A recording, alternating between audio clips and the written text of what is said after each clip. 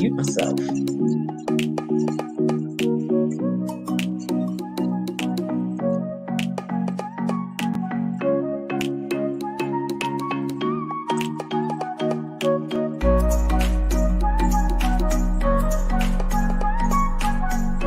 Oh my God, wait.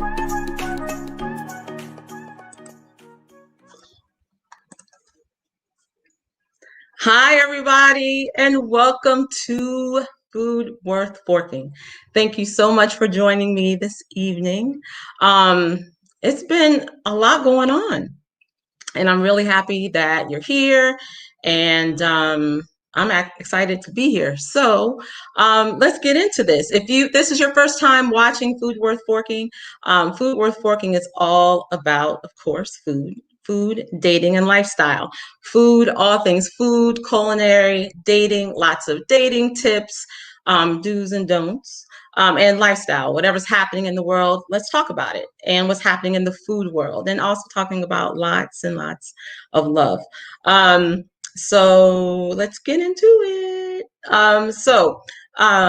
Today's episode is going to be all about the bubbly, right? Because bubbles, that's one of my favorite things.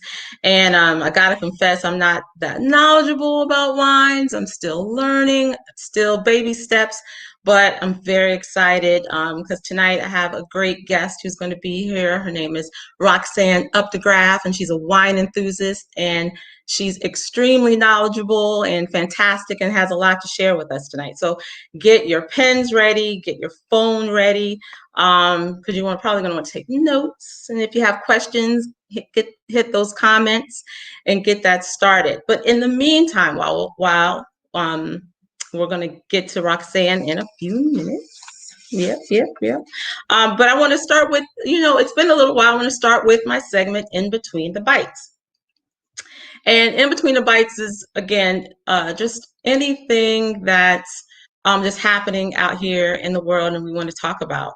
So one of the things I definitely want to just remind people, if you haven't registered to vote, please do.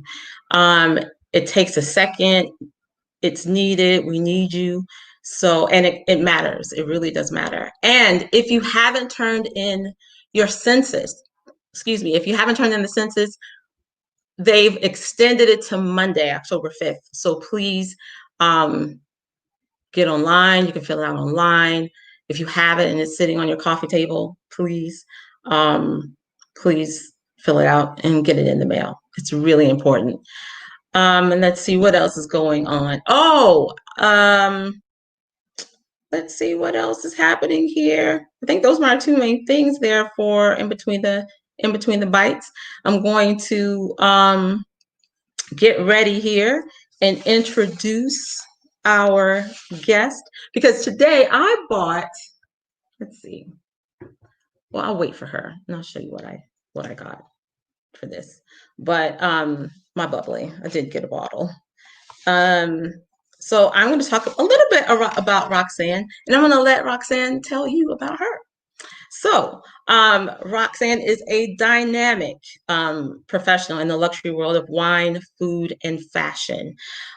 She's worked in the world of high-end food and fashion for many years, working with such restaurateurs as Capital Grille and Torch as in the fashion world. And Roxanne works right here in New York City and is a native of the Bronx. She continues to explore and flourish in the world of bubbly and wine and hospitality and fashion, and is always seeking opportunities to further develop her passion and creativity and inspire along the way. So with no further ado, I am going to bring in Roxanne. Hi. Hi, how are you? How you doing? I am good. I'm good. Finally got it together, but we're good. Okay. Well, I'm glad. But you look great. You look great over there. Thank you. As well as you. Love the new do. Love it. Thanks. I try every now and again. Well, you don't have to try so hard. Just plug this in. I want to make sure I have enough battery. Okay. We're good.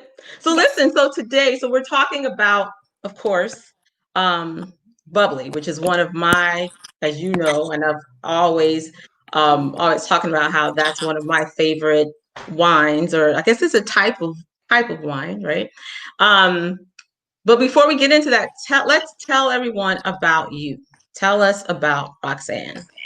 Let's see. I am a proud mother of a gorgeous, gorgeous young lady. Her name is Mercedes.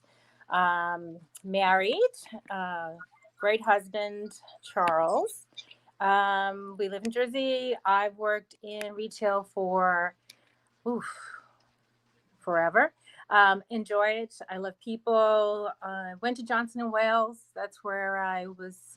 Got a nice core of culinary basics, and just loving food and loving what food does to people in terms of making them happy and just bringing people together.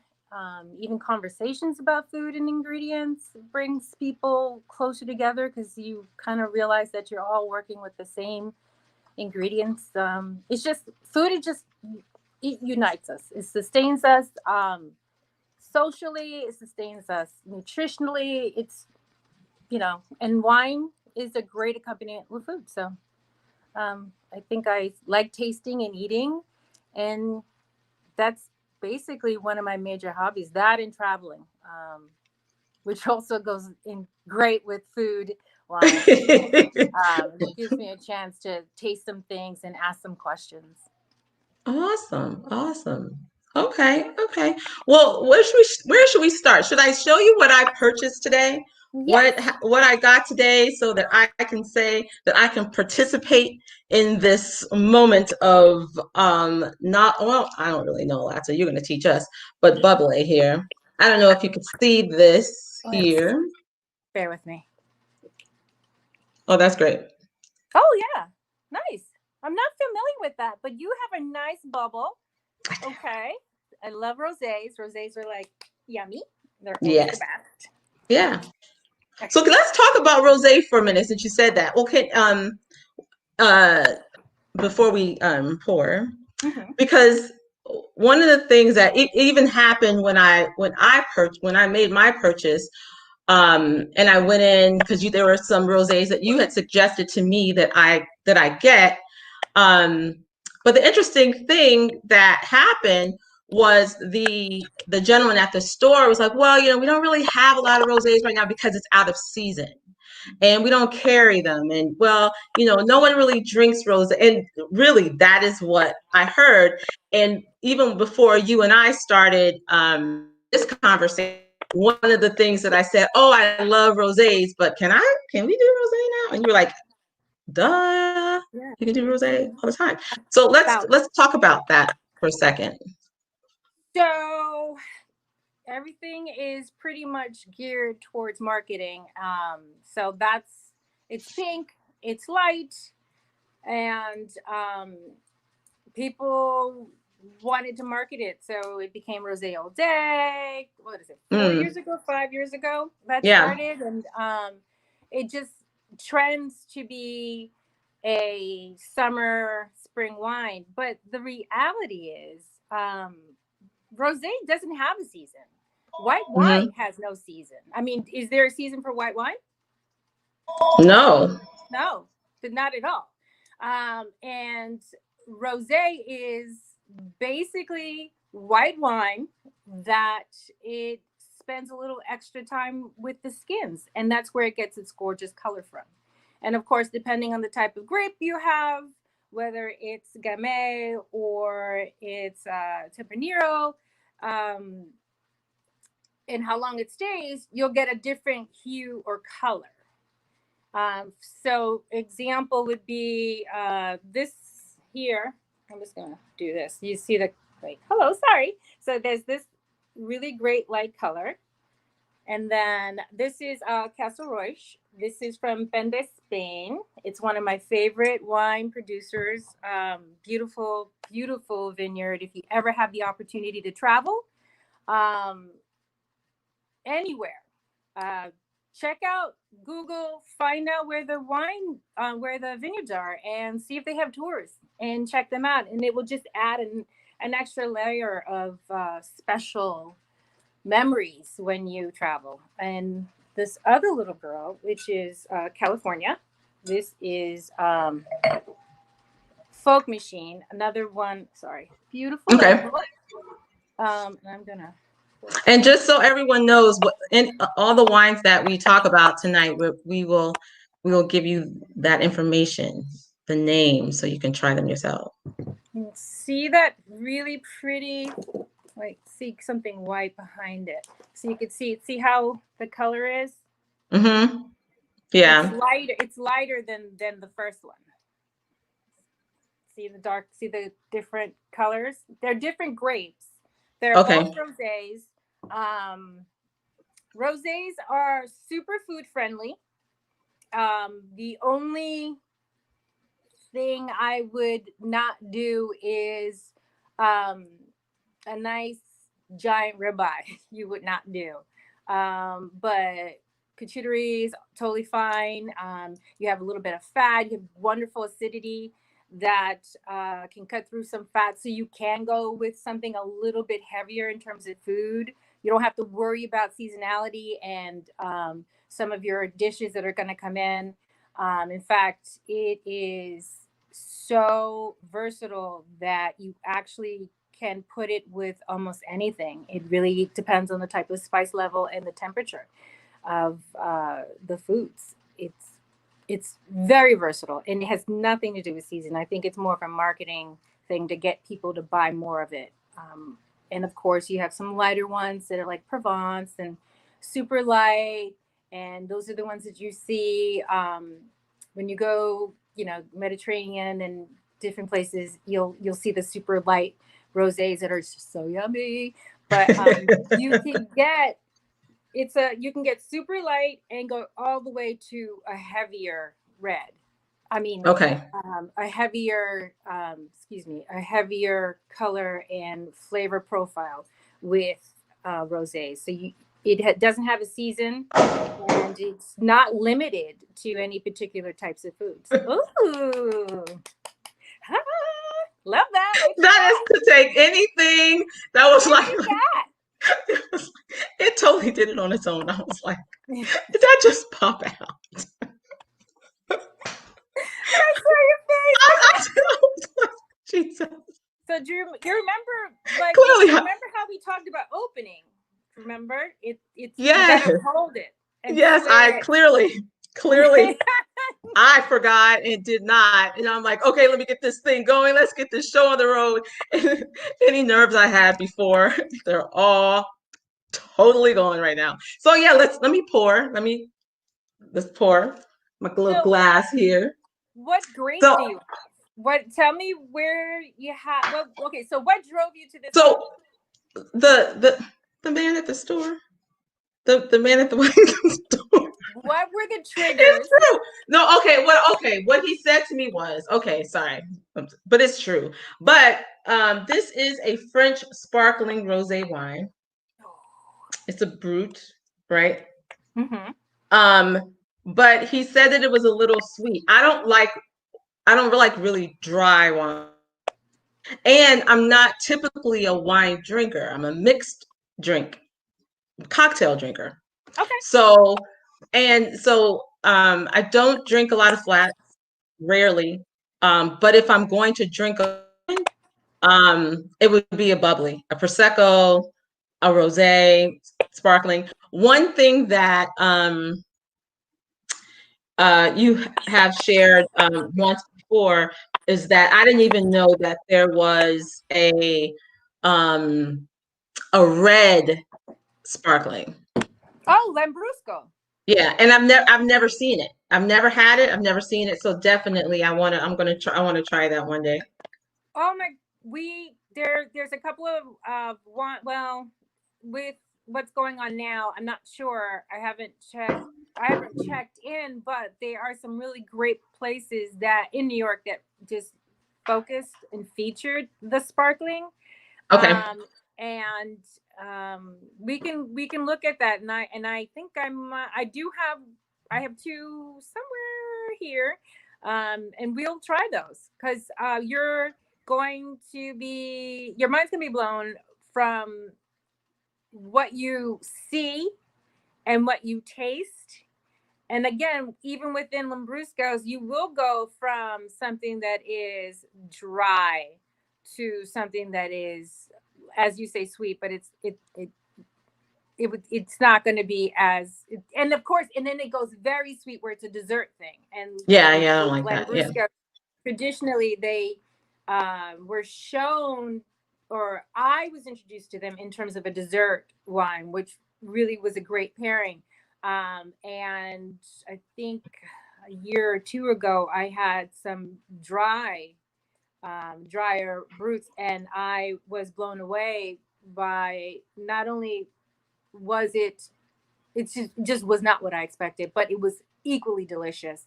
And again, an adventure in food. I mean, you live, you eat, and just being able to try something new, Yeah. get out of that little box and go for it. Like rosé for fall. Rosé and let's say pumpkin risotto. You have Hmm. the pairing is amazing because you have the little bit of, if you have some shaved parmesan on top, so you have a little bit of that salty. Of course, the pumpkin is going to be a little bit like sweet and creamy, and the rosé picks up the sweetness, but like cuts through the acidity, cuts through the cheese, so it's just so yummy, and it's such a great comparison. Did you get nibbles like I suggested? I did. I did. So Yay! I got some almonds Mhm. here, and I have interest. I never have had it. I've never had it before, but I said I wanted to try it today. It is a smoke smoked pepper white cheddar. Oh yeah. Yum, yum, yum. Oh, that makes a killer macaroni and cheese. What? No. Oh, I could see that. I could see that because I tasted it earlier and I was like, "Ooh, this is good." Okay, so now I wanted you to sip the wine first and then take the nibble. So this is what I'll do. This is what I have some water. Not water. But you also have two types of wines too. Well, I'm gonna have right for tonight. I have one, and then I'm gonna let you talk about if you have two, Okay. right? And then but so let me ask you, just based on this conversation, when did you fall in love with sparkling wines or wines? Like, why are where did this passion for it come from? Oh, I think it's originally cooking and wine pairings. And then I think it really became a thing. Yeah, basically when I started cooking, and definitely when I started buying my own. Um, I think I shared with you before, but in the past, like everyone's first experience with champagne and sparkling wine is, New Year's Eve, and Mhm. you're a kid, and they're opening bottles, and people drinking, and they're hugging, and they're singing, and you walk over, and of course some families they let you have a little taste, a little sip, and I remember thinking, oh, why are these adults all excited about why? I don't get it. Yeah. Um, the first time you tasted any alcohol, you're like, what? Because I was a chocolate milk kind of girl. And wine at that time was like poison. I'm being, that kind of thing. Yeah. But also things developed, my palate developed, and honestly, once I started tasting and buying my own stuff, because what my parents were drinking back in the day, um, isn't necessarily where what I'd be drinking now, unless I was gonna. I mean, no shade, but I wouldn't waste any wine. I would make sangria out of it.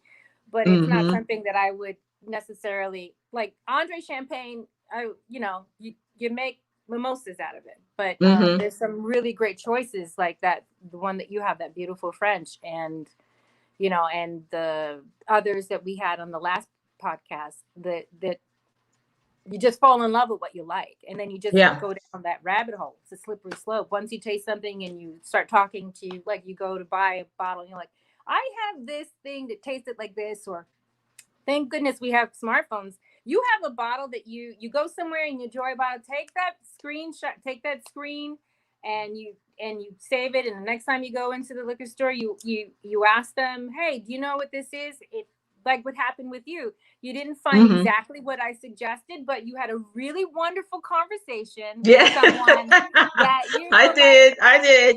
and that is that those places that take that time to like talk to you and give you a suggestion, and it's not upselling, but it's just really just broadening your mind. Mm-hmm. Mm-hmm. um those organic awesome conversations with people about food and flavor, that's another thing that led me to it, because there's so many people that are like-minded.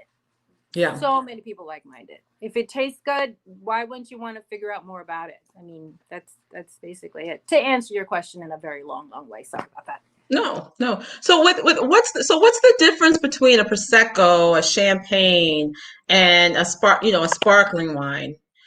What's the difference between those? Where it comes from. Okay. So, Champagne is from a region called Champagne in France, and technically, that's the only thing that could be called champagne. Okay. Now, cava is a sparkling wine as well. Different grapes, because different grapes, different regions.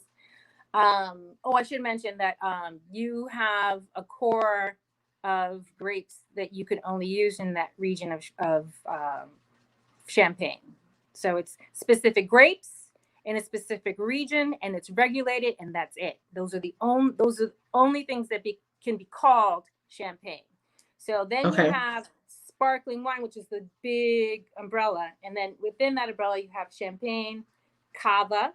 We talked about Okay. Lambrusco, which is Yeah. Italian. Cava is Spanish. Yeah. Um, and there's so many categories now. But that's basically why they're given different names, because the French are very particular. It's very regulated. Um, our friends at Castle Roche are actually doing the same thing in terms of being regulated, and just making sure that they're elevating their version of sparkling wine. And Hmm. so it's specific grapes that are specifically grown in that region. And those are the only things that can be called cava. And they're trying to regulate it and get all of the wine growers and winemakers to be on the same page. And that way you'll have a range of different flavors within that cava category, but you'll Hmm. know that it are there are these stringent rules that are in place to get this gorgeous product labeled as a true cava. And then Italian is Lambrusco, Okay. not as regulated. And then a Prosecco is also Italian, and everybody Yep. knows Prosecco. Yep. And so basically, it's where it's from, is the core. But I have to say that you the French has been at the game for a little longer, and so you're going to have a lot of opportunity to sample fine, gorgeous bubbles um, from the French. I mean, the game is pretty strong. I mean, they've been at it for a long time, and it's really delish. And Okay. there's a reason why everyone like tips their hat to it. I mean, they are not the only ones, and there's a lot of countries that are producing some gorgeous, gorgeous, gorgeous sparkling wines. But the name champagne, the Americans tend to market. We as Americans tend to market things a little bit broad, and we'll take a name and we'll call it something even though we know it's not that. And that's Mm. why they're like, no, you can't call it champagne. it's a thing. So, yeah, it's just where it's from. Okay. But What's the one thing that you think everyone should know, um, that everyone should know about bubbly? paying Is it more does not mean that you are getting the best experience. Everyone should know what their flavor palette is. Are you okay? Some people love salty, some people love sweet, some people like a little acid, that little nice little pucker in here when you sip and you're like, Hmm. and it just cleans the palate. You should know yourself and know what you like. And then when you go to buy champagne, you can get you can be gently steered towards producers and makers that go into that palette that you like or that flavor mode that you like. Um, I love the Widow. That was like probably my first fine champagne, Veuve Clicquot. Um, Okay. Great story for women. She was an early widower, and she went to her father-in-law and said that she wanted to take it over, and she turned the company into first company to do door-to-door sales, not door-to-door, but like go out and have reps go out and take orders Yep. and come back. First female business, because back then she had to ask her, even though her husband passed away, she had to ask her father-in-law for permission. So Mm. women didn't Hmm. own anything. Yeah. Women weren't even wearing pants. If they Yeah. were, there was a skirt over the pants, and it was 10 layers. So we're talking, yeah, talking huge for women. I don't know why there was such a gap and inequality in terms of, anyway, that's political, but yeah, so that's one of my favorites. It was my first. She does a beautiful like a sparkling rosé champagne that Yeah. is amazing, full, lush, but just finishes the mouth, and it's just gorgeous and just yummy and beautiful fine bubbles. It just kind of, sometimes the bubbles can be like too all in there, and you're like, oh, but like it's a very soft, fine, and it tickles just a little bit, and it just sips so nicely. Yeah, Veuve Clicquot rosé is beautiful. Hmm. That's it. So now that you were talking, you kind of touched a little bit on etiquette. What are some, what is, well, and clearly, because I kind of half opened the bottle and I was like, oh, I'll come back to it. And then here we are. So what's a proper way of opening a bottle? Well, the I guess it's if the it's opposite proper. of what people, unless you're launching a ship, you really shouldn't have foam all over the place. So, because what's the purpose? You know, um, you have this gorgeous bottle, and it's really for the effect. People like the pop bottles, and it go. I mean, it's not. It's like, what is it, Super Bowl when they Yeah. all the end Yeah. and they do that. Well, that's celebratory, but if you're really interested in what's in the bottle as opposed to what it looks like, Yeah. popping bottles is not a thing, and it should be this really quiet. See, I brought you some samples of still rosés because I wanted to show you colors, but it really should be just keeping your hand still and then just turning it slightly, but really gripping the bottle. Sorry, this gripping and then twisting the Yep. cork and Yep. just holding it so that it doesn't fly. And it should be just a nice little whisper, like a little, like a and a whisper. Yeah, this whole is not. I mean that in itself. Yeah, Jersey Shore. I don't know, but no. Now, are we drinking it? Are we wearing it? I mean, I love champagne, but I do not like the way it smells when it spills. It's not cute. uh, But yeah, no, definitely not. If you're in a restaurant, you're yeah. not handling. What happens at a restaurant? Like if you're ordering a bottle or Or even if you really, you really don't know. Like for me, most of the time, I mean, again, like I said, I would order a cocktail first, Mhm. but what are some tips or some things that people should know about when they go into a restaurant and if they're ordering wine, or if they don't know what Well, to if you order? don't know, well, it starts off with knowing what you like and Yep. knowing what you're going to order, of course, and then just asking questions. There is no shame in asking questions. I mean, restaurants can like, not fine dining, but white tablecloth now. Some of them have like 50 to 100 bottles, Mm-hmm. and I've certainly had my share of wine, but I don't know everything. And Mm-hmm. just have that conversation. Just say, hey, this is, remember what you loved the last time. And just say to your server, I like, name the brands, name the grapes or whatever you remember. And so, what do you have in this profile? And they'll guide you through that process.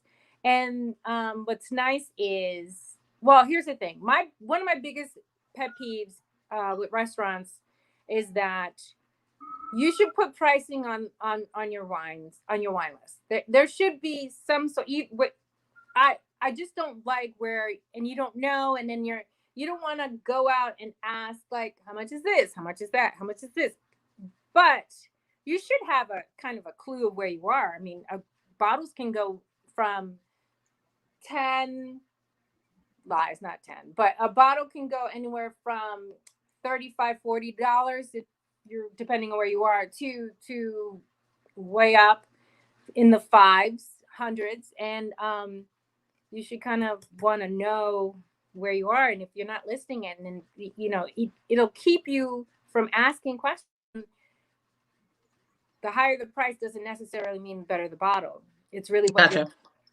it's really what your flavor profile is. It's really what you like to drink, where you want to be in terms of your mood. Do you want a thick, sexy red, or do you want a light? Like, oh, I just want to have like oysters, and what do you recommend with just oysters in the shrimp cocktail? And I'm going to sip this, and that's all I want to do for dinner, or something like that. Then, or there's a really awesome burger with bacon and manchego cheese and some jalapenos, and it's like, what do you have by the glass that would go with this juicy burger? And have those conversations with your server, because that's what they're there for. And it's actually to their benefit to guide you towards the wine, because it tends to make things a little bit more smoother Mm-hmm. than you randomly picking something on your own and then you don't like it. And it's not so much that you may not like it, but it doesn't mean that there's anything wrong with it. It could be just you don't like that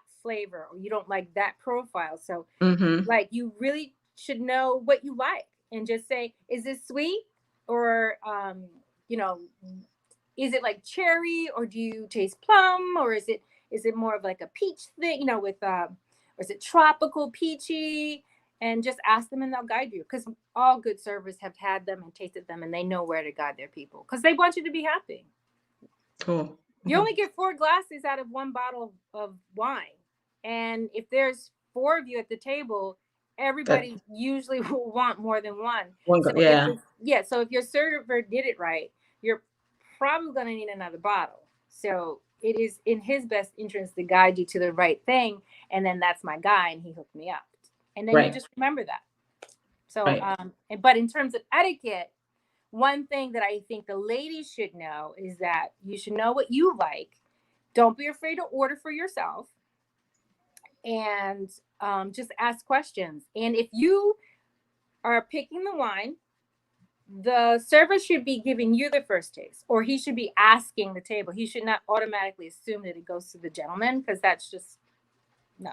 I mean, we pick up checks, and so Yeah. if I'm picking up this check, and if I'm choosing this, then I'm the one you need to be talking to. And Want then my I wine. say, so he'll pour it. You'll be last, because he'll always pour you the taste, and you'll approve it for the table. And then he's going to pour your guest, and you'll be the last person to receive, which is what it is supposed to be, regardless of whether you're a woman or a man, because you're the host of the table.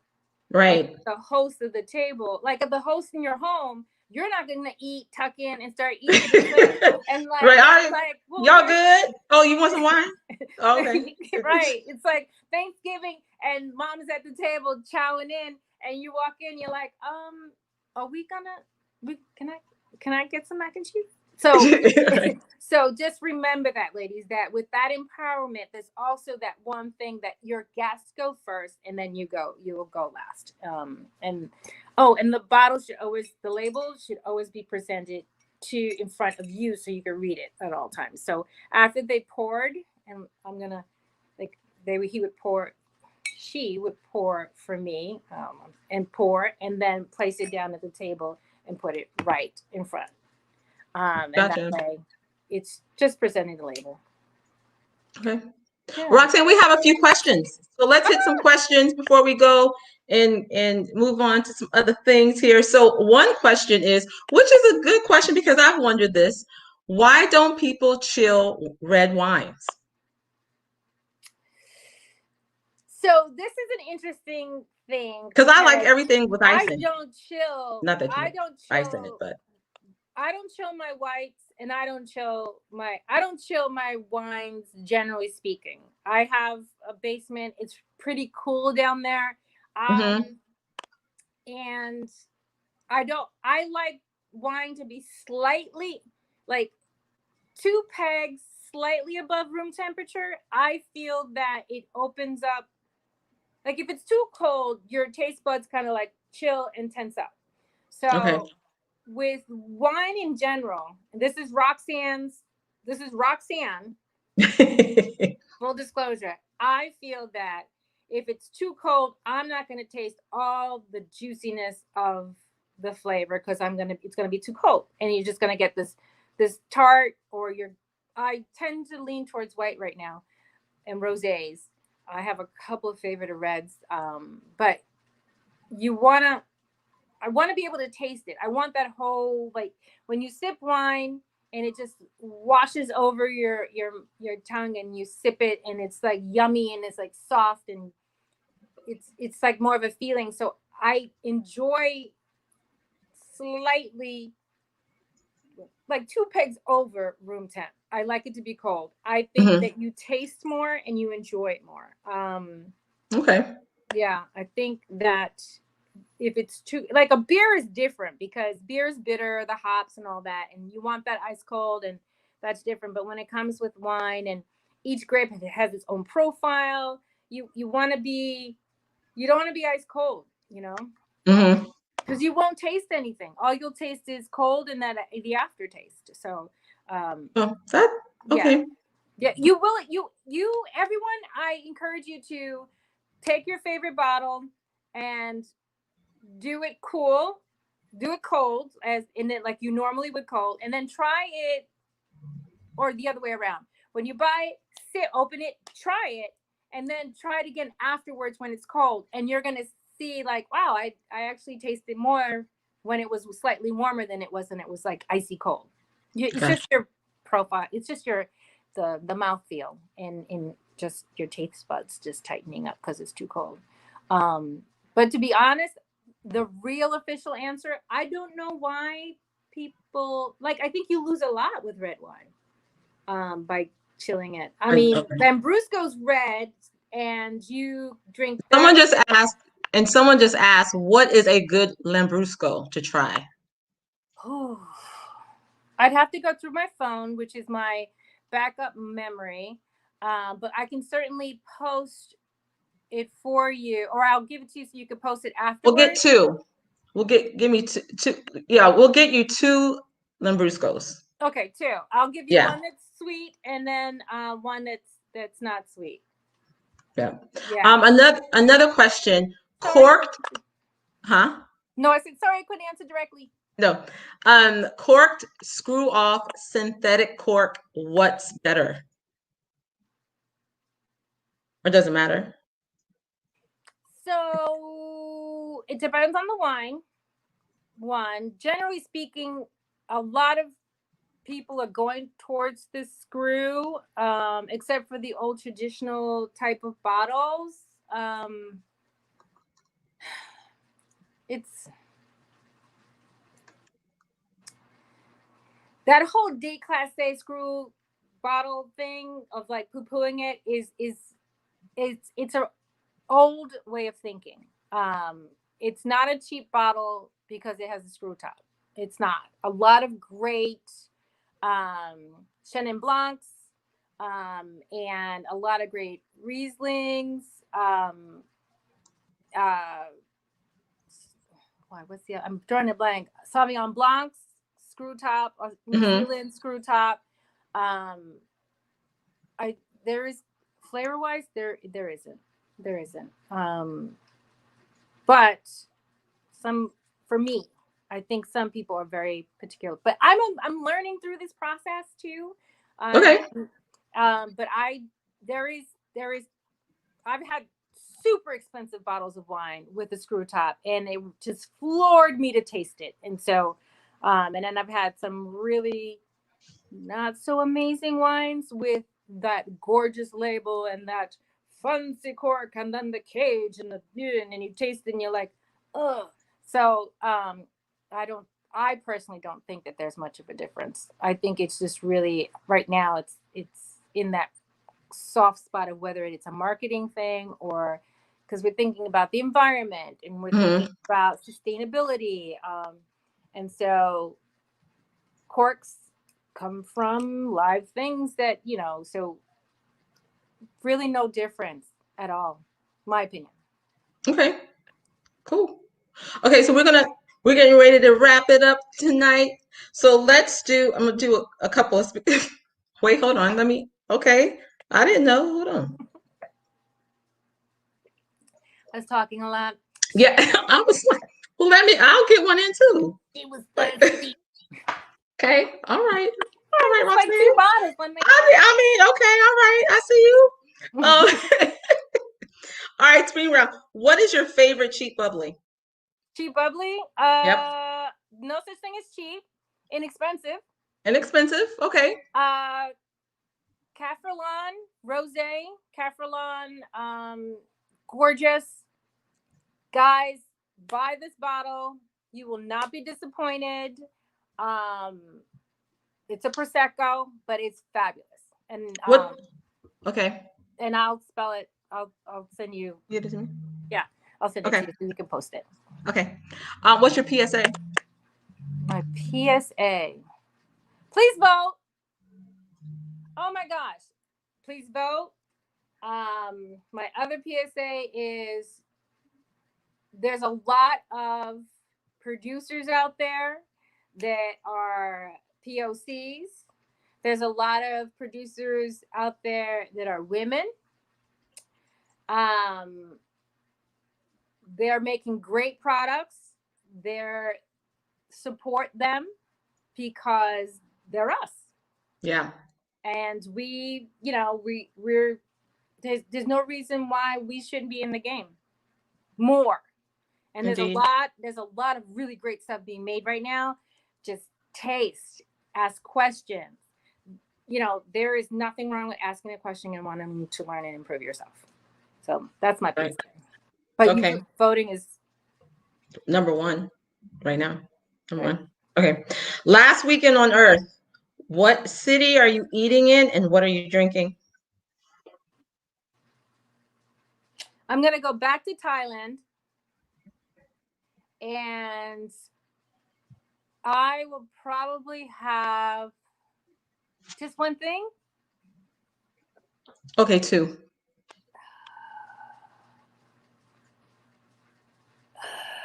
Okay. So I know I need a pink sparkling. So I'll do Castle Roy. I'll do Castle Roy. I'll do their sparkling pink rosé. The 2016 was very, very good. And then the 17 was super yummy. Yeah, those 2. That's what I'm having. And then my other cocktail would be a Mai Tai because it's just good. Okay. And I'm in Thailand, so. Okay, and then last, the bad champagne toast at the wedding. Spit or swallow? Oh, honestly, It's the champagne toast. You have it's bad. It's bad. It's bad luck. Mala suerte. It's bad luck. So you know, Oh my God, you got here's to the do it. thing. Don't. This is the thing. Nobody asked you to put all that in your mouth without knowing what it tastes like. That's all I'm gonna say. You always start out with that baby sip, or at least I had a friend who told me that if when in doubt, just put your mouth to the glass and tilt so that it touches, and then when you're talking, you can taste it and you go, oh, that's not so bad. Then you can go in for the big gulp. Don't go for the big gulp because then you never know. You'll never know. Don't go. And you're stuck. But you have to swallow. Have to. Okay. Okay. It's like So I'm gonna move on. What? Because you what? It's like a bad luck thing not to toast. Oh. Okay. Okay. And you don't toast with water either. That's bad luck to toast with water as well. Oh, I didn't know that. I've never heard that. I've never heard that. But okay, that's good to know. It's good to know. Yeah. So we're going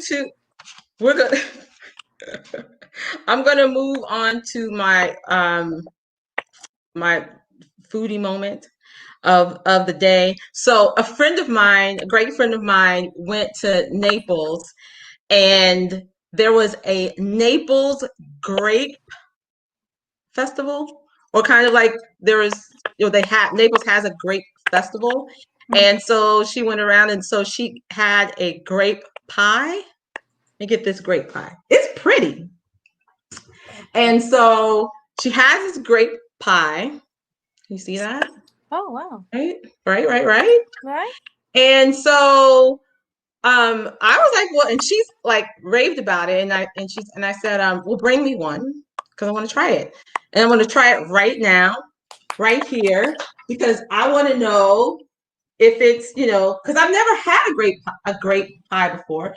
So if they're doing their festival next September. If anybody wants to go to Naples, I hear it's beautiful. Go there and try. It's everything. Of course, everything's great, but have you ever heard of a grape pie?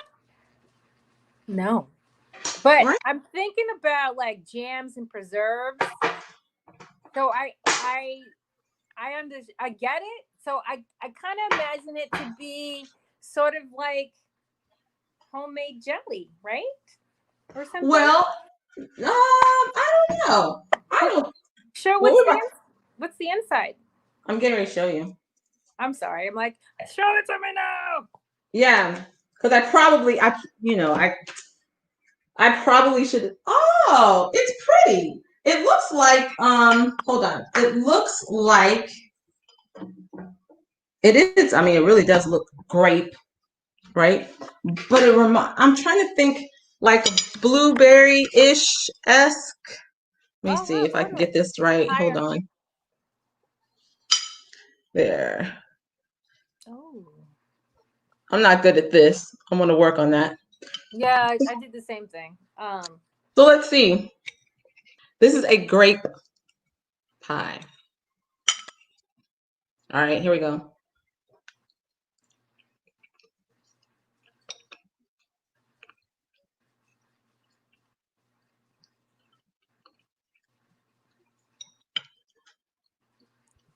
It's good, but it doesn't, it's, no, it's good. It's good, but it's jelly-esque. Like, I don't want to say it tastes like grape jelly, but why wouldn't it? Like, think of yeah, it. I mean, it About does. the filler for cherry pie, like Yeah, or like. but it is good. Dessert. And it has a little tart. It has a little tart. Oh, good. Because I was afraid if it would be like really like right here. Welch's chili, right? No, it's right. I like the. Yeah, it's right here. It's right here. What so, are the? Okay. Is it cinnamon, mace? No, I don't really get cinnamon. I'm trying. It reminds me. Okay, it reminds me. It has the consistency, and it reminds me of a cherry pie, except it's grape. Are there skins? Are there skins in the pie? Yeah. Oh, okay. Yeah. So then absolutely it would be, but Yeah. So like,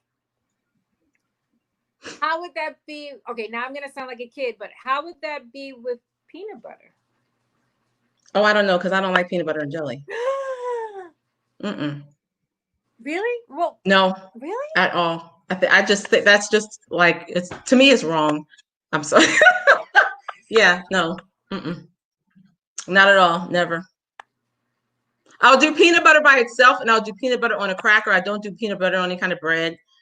I don't like jelly sandwiches. I might do jelly on a biscuit or something. But that peanut butter and jelly together? Oh no. I know. Sorry. It's all good and it's all You good. know, I know. People are like, "What is wrong with that?" No, no, no, no. I don't. It. Mm. It's okay. I just recently started eating peanut butter again. Like I went through this whole thing where it's like I had it a lot when I was younger, and then I was like, I'll never, And then recently I had a peanut butter sandwich, and oh, I forgot. It was just peanut butter, and it was just like I forgot how amazing this was.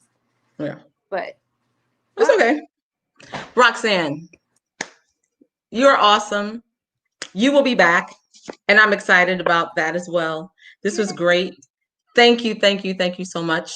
And thank you everybody for being here and watching and the questions. And there are a lot more questions, and we'll get to them and we'll make sure that we answer them. But yeah, thank you.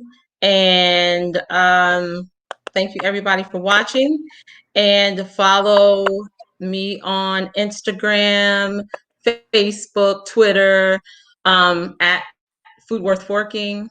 Subscribe to the channel, subscribe to YouTube, Food Worth Forking. And until next time, until we eat again, make it a delicious bite. Make it fat.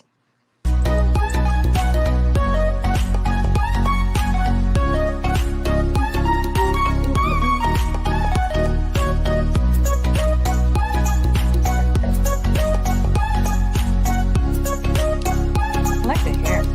Really.